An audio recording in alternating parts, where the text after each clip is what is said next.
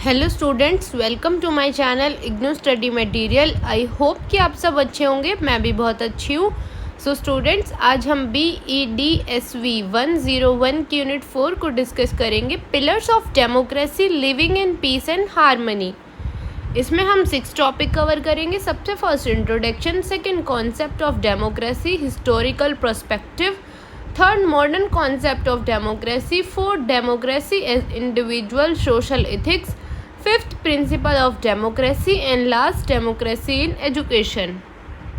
सबसे पहले हम इसके इंट्रोडक्शन की बात करते हैं। इसके इंट्रोडक्शन में बताया गया है कि जो डेमोक्रेसी होती है उसमें हम सब लोगों को इक्वल मानते हैं, सबको रिस्पेक्ट करते हैं, सबको उनके अधिकार देते हैं, उनको ड्यूटीज़ बताते हैं। ज़्यादा से ज़्यादा लोग क्या है, पार्टिसिपेट करते हैं और सब लोगों को जस्टिस मिलता है।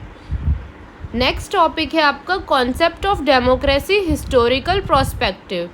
ठीक है, देखो जो डेमोक्रेसी होता है वहाँ पे क्या होता है कि जो लोग होते हैं वो अपने रिप्रेजेंटेटिव को चूज़ करते हैं। ठीक है, तो पहले क्या होता था कि भाई कोई डेमोक्रेसी नहीं थी, राजा महाराजाओं का रूल चलता था। सबसे फर्स्ट है ओरिजिन इन एंशिएंट ग्रीस। ठीक है, जो इथिक्स है उनको कैडल ऑफ डेमोक्रेसी माना जाता था। जो सिटीजन्स थे वो मेल है या फीमेल है, सब क्या है डायरेक्टली पार्टिसिपेट करते थे डिसीजन मेकिंग में हमारे असेंबलीज के थ्रू। नेक्स्ट है रोमन रिपब्लिक। ठीक है, रोमन रिपब्लिक में क्या होता था, जो हमारे इंडिविजुअल्स होते थे वो हमारे रिप्रेजेंटेटिव को चूज़ करते थे। सिटीजन्स जो है वो ऑफिशियली इलेक्ट होते थे। नेक्स्ट है डेमोक्रेटिक रेवोल्यूशन।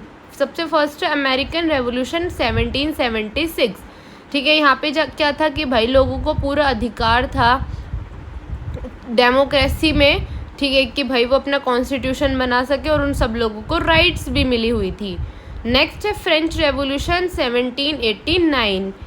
यहाँ पे प्रमोट किया गया था लिबर्टी को, इक्वालिटी को। जो भी चैलेंजेस थे मोनार्की के टाइम पे उन सब चैलेंजेस को सॉल्व किया गया था। नेक्स्ट है 19th सेंचुरी रिफॉर्म्स। जो है वो ब्रिटेन ने एक्ट किए थे अंडर 15 एंड 19 अमेंडमेंट। ठीक है, यहाँ पे जब आपकी बहुत सारी पॉलिटिकल पार्टी आई थी, लेबर मूवमेंट्स हुए थे। कंक्लूजन है कि देखो जो आपकी डेमोक्रेसी है वो एक बहुत ही डायनामिक और इवोल्यूइंग सिस्टम है। ठीक है, पहले क्या होता था, जो हमारी हिस्ट्री जर्नी है कि भाई कोई भी डेमोक्रेसी नहीं थी। जो हमारे राजा महाराजाओं थे वो सिर्फ अपनी बात रखते थे और चले जाते थे, लोगों की बातें तो सुनते ही नहीं थे। ठीक है, ना कोई इक्वल था भाई, वो सबके साथ क्या है भेदभाव करते थे, सिर्फ अपना फ़ायदा देखते थे। नेक्स्ट टॉपिक है मॉडर्न कॉन्सेप्ट ऑफ डेमोक्रेसी। ठीक है, तो मॉडर्न कॉन्सेप्ट में क्या है कि सब लोग बराबर हैं, सबको पूरा अधिकार है कि भाई जो चाहते हैं वो जो उस इंडिविजुअल को चूज़ करते हैं वो। इसके की फीचर्स है, सबसे फर्स्ट है सब लोगों को इक्वल माना गया है। ठीक है, ऑल सिटीजन्स क्या है इक्वल है, वोट दे सकते हैं और अपने रिप्रेजेंटेटिव को चूज़ कर सकते हैं। यहाँ पे किसी के भी साथ क्या है अनफेयर नहीं होता है। सब लोगों को क्या है रूल्स फॉलो करने पड़ते हैं, बेशक वो गवर्नमेंट ऑफिसर है या फिर कोई नॉर्मल इंडिविजुअल है। ठीक है, सबको क्या है इक्वली माना गया, सबके पास इक्वली राइट्स हैं, फ्रीडम्स हैं। हर इंसान के पास क्या है राइट टू वोट है कि भैया पूरा अधिकार है, आप वोट दे सकते हो। ठीक है, हमारी जो गवर्नमेंट है वो बहुत ज़्यादा ट्रांसपेरेंट है। नेक्स्ट है democracy as individual social ethics. ठीक है, डेमोक्रेसी सिर्फ एक सिस्टम ऑफ गवर्नमेंट नहीं है, वो एक तरीका है। ठीक है, इसमें हमारे एथिक्स आते हैं, मॉरल कमिटमेंट आते हैं कि भाई सब लोगों को हम बराबर मानेंगे। देखो, understanding democracy as social ethics. जब भी हम डेमोक्रेसी की बात करते हैं तो सोशल एथिक्स आते हैं, जिसमें आपकी वैल्यूज़ हैं, आपका एटीट्यूड है, आपकी रिस्पॉन्सिबिलिटी है जो हर इंडिविजुअल के पास है कि कैसे भाई वो फंक्शन कर रहा है। नेक्स्ट है core ethics value of democratic right. सबसे फर्स्ट है रिस्पेक्ट फॉर अदर्स। सब लोग क्या है एक दूसरे की रिस्पेक्ट करते हैं, सब लोग एक दूसरे को इक्वल मानते हैं, उनके जेंडर को, उनके रिलीजन को। ठीक है, कास्ट के बेसिस पे कोई भी डिस्क्रिमिनेशन नहीं होता, किसी के भी साथ कोई भी इनजस्टिस नहीं होता। सब लोग क्या है फ्री हैं। ठीक है, सबके पास राइट्स हैं, सबके पास अधिकार हैं। नेक्स्ट टॉपिक है आपका प्रिंसिपल्स ऑफ डेमोक्रेसी। ठीक है, प्रिंसिपल ऑफ डेमोक्रेसी होता है जहाँ पे क्या है कि फाउंडेशनल वैल्यूज़ आती हैं, आपके आइडियाज़ आते हैं कि कैसे जो है वो सबके साथ भाई फेयर जस्टिस करना है हमें, ठीक है, रिस्पॉन्सिबिलिटीज़ लेनी है और कितना हम बेनिफिट दे सकते हैं लोगों को, ठीक है। जो प्रिंसिपल होते हैं वो स्पेशली मेंटेन करते हैं अकाउंटेबिलिटी को, ताकि आपकी जो भी गवर्नमेंट है पता रहे लोगों को कि भाई गवर्नमेंट में चल क्या रहा है। नेक्स्ट टॉपिक है रिस्पेक्ट फॉर इंडिविजुअलिटी, ठीक है। रिस्पेक्ट फॉर इंडिविजुअलिटी होती है कि भाई सब लोग क्या है, सब लोग फ्री हैं, कुछ भी सोचे, अपने व्यूज़ एक्सप्रेस कर सकते हैं, अपनी लाइफ को अपने अकॉर्डिंग जिए।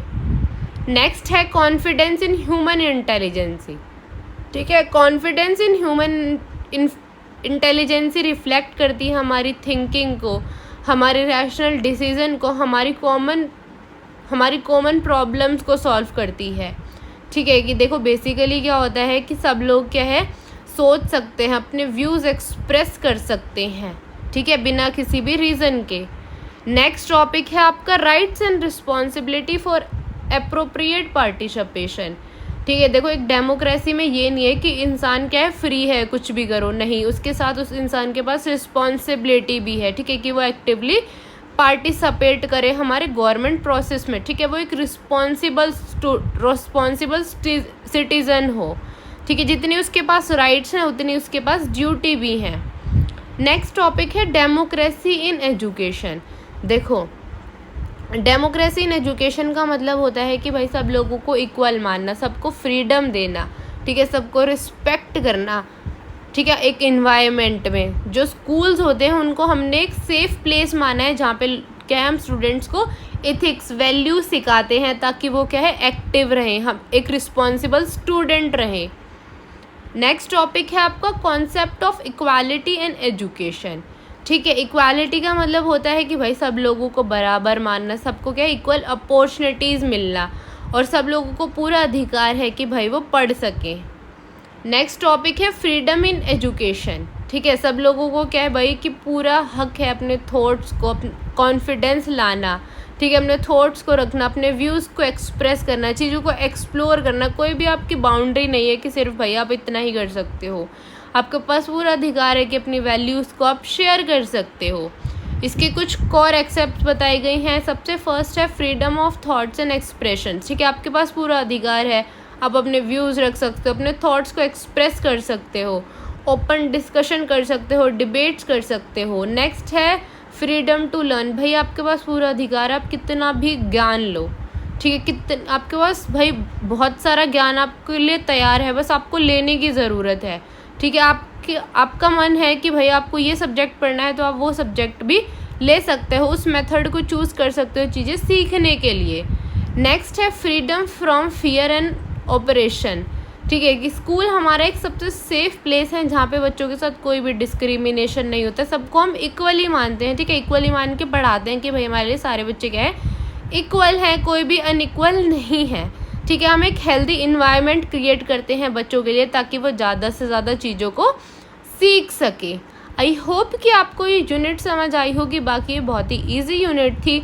अगर फिर भी आपको कोई डाउट है तो आप मेरे से कमेंट्स में पूछ सकते हैं, और अगर आपको इस बुक के नोट्स चाहिए तो मैं अपने क्वेरी ग्रुप का लिंक डिस्क्रिप्शन में दे दूँगी, आप मेरा ग्रुप ज्वाइन कर सकते हैं, मेरे को DM कर सकते हैं, ठीक है। बाकी यूनिट आपकी पूरी डेमोक्रेसी पे बेस्ड है, ठीक है, तो आपको भाई पता होना चाहिए डेमोक्रेसी क्या होती है, उसके बहुत सारे टाइप्स पढ़ाए हैं मैंने, तो आपको वो भी पता होना चाहिए, जैसे कि फॉर एग्जांपल है आपका फ्रीडम इन एजुकेशन क्या होता है, ठीक है। तो ये सारे आप थोड़ा देख लेना ध्यान से, and thank you for watching.